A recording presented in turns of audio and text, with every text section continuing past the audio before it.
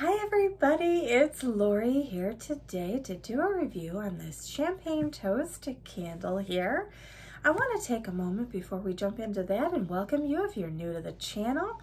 I hope you decide to subscribe down below and turn on all notifications so you don't miss out on any great content that we have planned on the channel.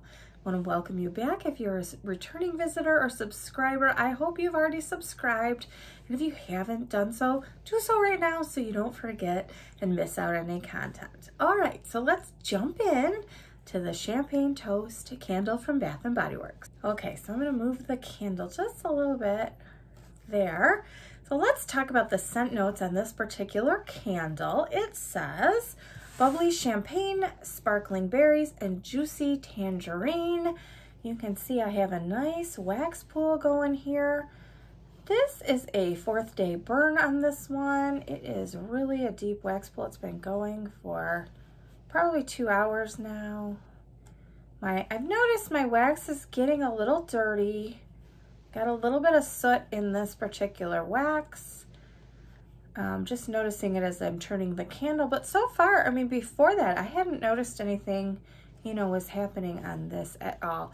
You'll notice that more in the lighter colored waxes than you will in some of the darker waxes that they have. But yeah, sometimes I see this sootiness, and if I'm going to be cotton balling it, where you put the candle out and then you use a cotton ball to soak up some of the wax in there, I try to get some of that yucky wax out. So far I haven't had to cotton ball this, so I don't know that that's going to be needed, but if I start to notice some really dirty wax, I might have to do that and then just trim the wicks off a little bit. Okay, so let's talk about the fragrance on this candle. So this is something that I typically get every year. This has been a staple for me, and I know a lot of people burn this around New Year's Eve. So happy New Year's to everybody. This is being filmed and will come out on New Year's Day. So happy New Year, everybody. I know that a lot of people burn this around the New Year or for New Year's Eve, and we were no exception to that. I was really enjoying this. The one thing I will say about this particular year for this candle is it seemed lighter to me. Did anybody else have that? Let me know in the comment section down below. I don't know, it seemed much lighter to me this year. And I believe they changed the formulation on this. I thought I saw that somewhere. The notes were a little bit different. Let's go back to the previous formulation, because this was a little light for me. I would say this throw was about a 4, and this candle is not known for being a light thrower. I was kind of disappointed, honestly. Normally, it probably, for me, probably be about a 7. And some years it would be a little much. And so I don't know if they got some complaints that it was way too, strong or sickeningly sweet. But yeah, I would rather have a 5 or a 6 on a throw, but we're being nitpicky. Would I still buy this next year? Absolutely. But I will tell you, this candle took a couple of hours the first time I burned this to even smell it. And some candles you can light up and you can smell within seconds or at least an hour at the most. That's been my experience. This one took 2 hours. I could barely smell it. And I'm thinking, what is going on with this candle this year? I don't know. So I was kind of disappointed. Would I buy another one of these from this year? No.